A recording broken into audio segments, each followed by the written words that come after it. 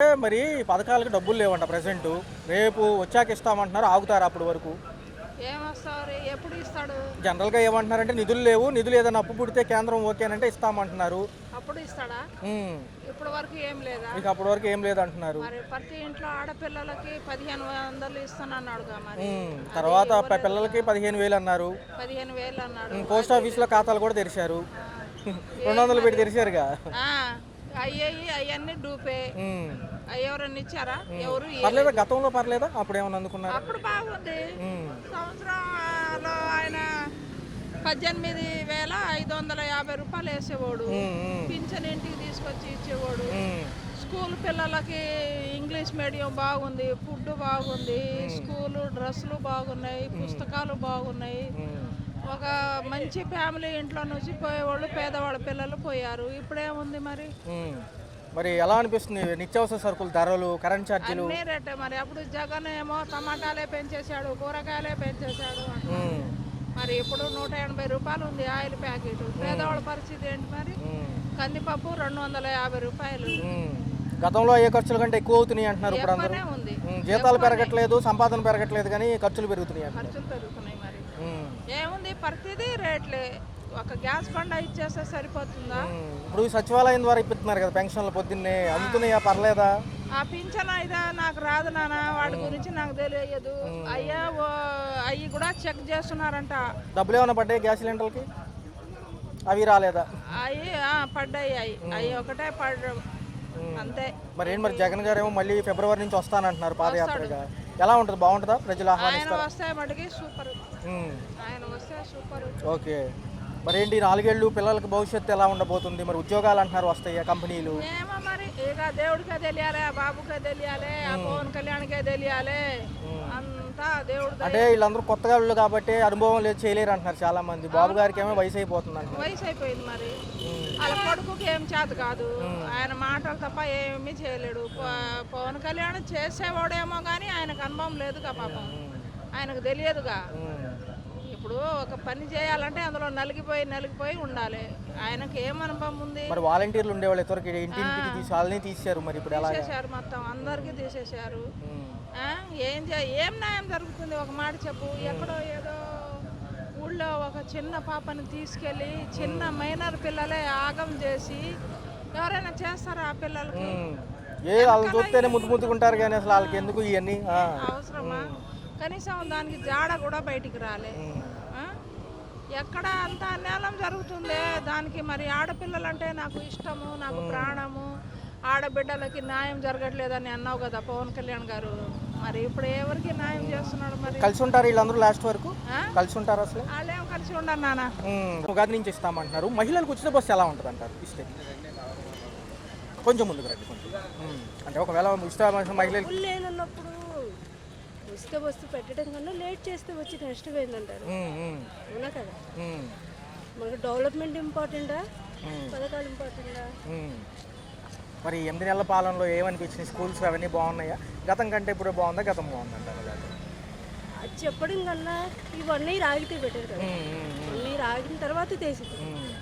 ఇప్పుడు అధికారం ఇవ్వగానే డెవలప్ చేయండి అంటే మన ఇంట్లో అయినా మనకు అవ్వదు కదా. ఎలా ఉంది? డెవలప్ చేయాలంటే టైం తీసుకుంది. మన ఫారెన్ కూడా వెళ్ళొచ్చారు కంపెనీల కోసం. ఎలా అనిపిస్తుంది? తొలి అడుగు పడినట్టేనా? పర్లేదా? చూద్దాం, 1 ఇయర్ టైం తీసుకుని చూద్దాం. మనం టైం ఇవ్వకుండా చేయండి అంటే అక్కడ చేసేది కంప్యూటర్ కాదు కదా, వాళ్ళైనా మనుషులే కదా. వెళ్ళారు, అడిగారు, వస్తే బెటర్. ఈ ఉప ముఖ్యమంత్రి పవన్ కళ్యాణ్ గారు పనితీరులు ఎలా ఉన్నాయి? ఆయన కూడా ఉన్నారు కదా ఈసారి. చూద్దాం.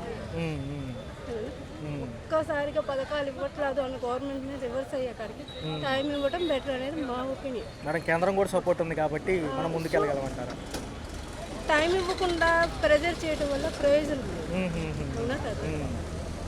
సో సంక్షేమంతో పాటు అభివృద్ధి కాబట్టి ఉద్యోగాలు డెవలప్మెంట్ అంటే ఆటోమేటిక్గా అందరూ డెవలప్ అవుతారండి. చిన్న స్థాయి నుంచి కూడా డెవలప్మెంట్ లేకుండా 10,000 ఇచ్చి మనకి అన్ని రీజనబుల్ రేట్లో ఉంటే అందరూ డెవలప్ అవుతారు.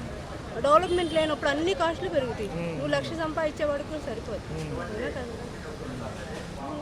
పబ్లిక్ అయినా కొంచెం ఆలోచించి మాట్లాడితే బెటర్. పోయినసారి మీద కొంచెం బెటర్ చూపిస్తామంటున్నారు కదా, వెయిట్ చేయడానికి ఇప్పుడు 5 ఏళ్ళు ఇబ్బంది పడ్డాం, ఒక 1 year 2 years గవర్నమెంట్కి టైం ఇవ్వడానికి, అవునా కదా. ఫస్ట్ నుంచి చెప్పండి. యాక్చువల్లీ చెప్పాలంటే తెలంగాణలో మనం చూస్తున్నాం కొట్టేసుకోవడం అది ఇది అవసరమా అండి? నాకు దాని బదులు లేకపోవడం బెటర్ అని నా ఒపీనియన్. అంతే. ఒక నిమిషం. అంటే మేడం అందులో మహిళలకి ఈసారి పెద్దపీట. రెండో చూసుకుంటే మిగతా పథకాల్లో కూడా 1500 ఇస్తామంటున్నారు, పిల్లలకు కూడా 15,000 అంటున్నారు. కొంచెం టైం పట్టినా ఇస్తామంటారు. ఎలా అనిపిస్తుంది? ఏమండి చెప్పాలంటే జగన్ ప్రభుత్వం డబ్బులకి బాగా అలవాటు పడిపోయిందండి. ఇది కూటమి ప్రభుత్వం కాబట్టి అలా చేయకుండా ఉండడమే కరెక్ట్ అని నా ఒపీనియన్. ఎందుకంటే అందరూ ఉన్న వాళ్ళే తీసుకుంటున్నారు కానీ లేని వాళ్ళకి అసలు వెళ్ళట్లేదు. అదేదో లేని వాళ్ళకి ఇస్తే బాగుంటుంది కదా, అది నా తదుపరి చూసుకుంటే డెవలప్మెంట్ వైపు వెళ్తున్నారు. మన కంపెనీల కోసం ఫారెన్ వెళ్ళొచ్చారు. సో ఈసారి ఇక్కడ ఐటీ సెక్టర్ ఉంటే ఎలా ఉంటుంది? చాలా బాగుంటుందండి.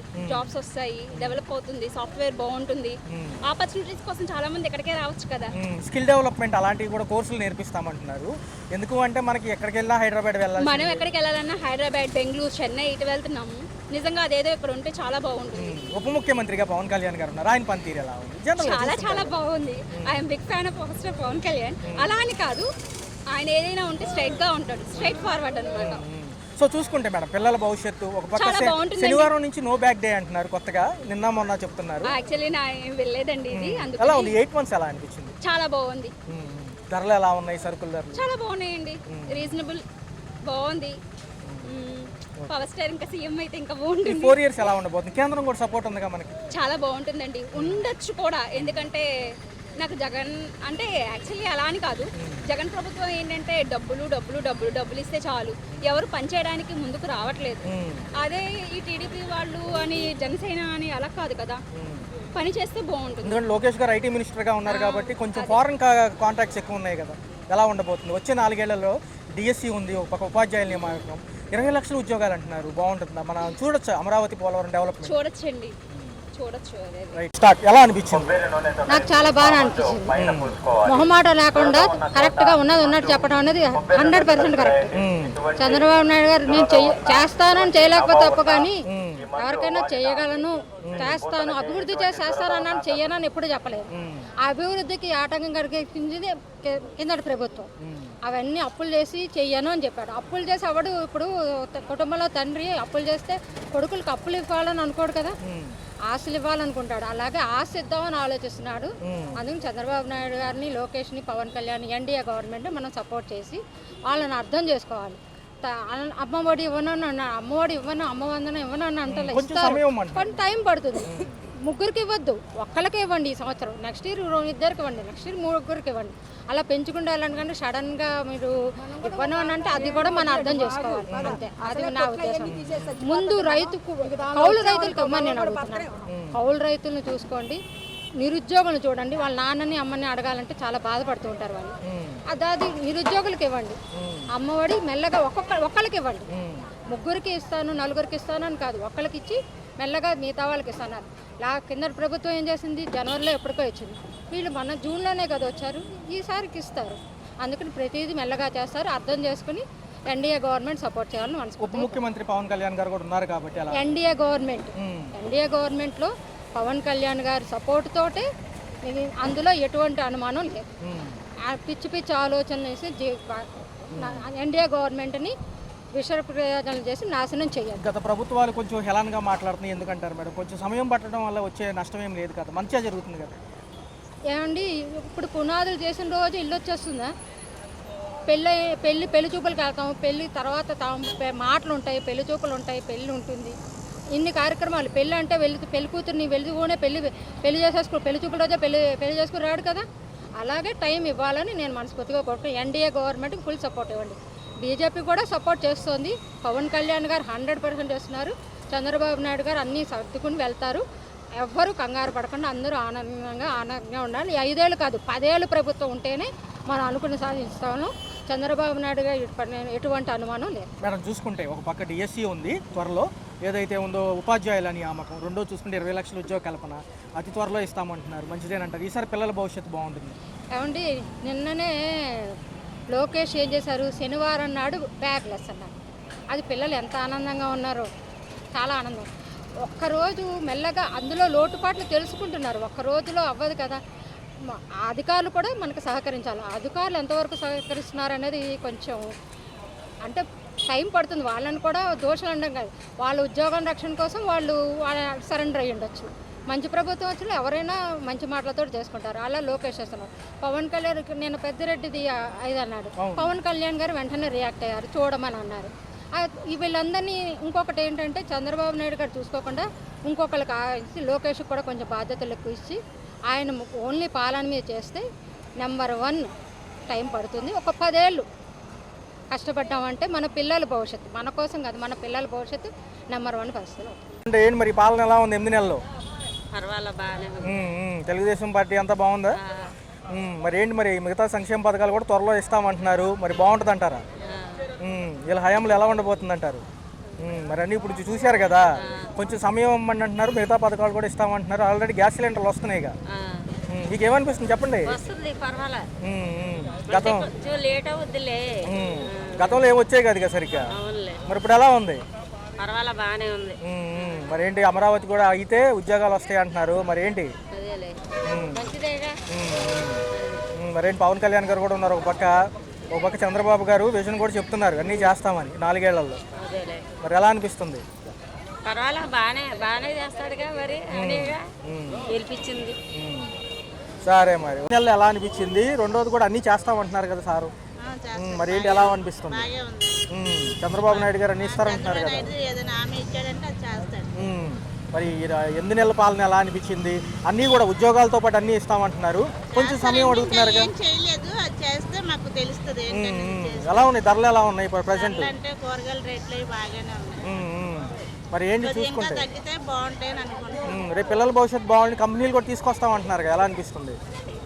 కంపెనీలో తీసుకొస్తే బాగా ఉంటుందండి. పిల్లల చదువులో కూడా ఏమైనా కొద్ది చూస్తే బాగుంటుంది. గవర్నమెంట్ స్కూల్లో ఏమీ పట్టించుకోవట్లేదు, అవి కొద్ది చూస్తే పిల్లలు బాగుంటారని అనుకుంటున్నాను. మరి లోకేష్ గారు పవన్ కళ్యాణ్ గారు ఉన్నారు, అన్నీ చేస్తామంటున్నారు, మంచిదేనంటారా? మంచిదే కదా, చేస్తే మంచిదేగా.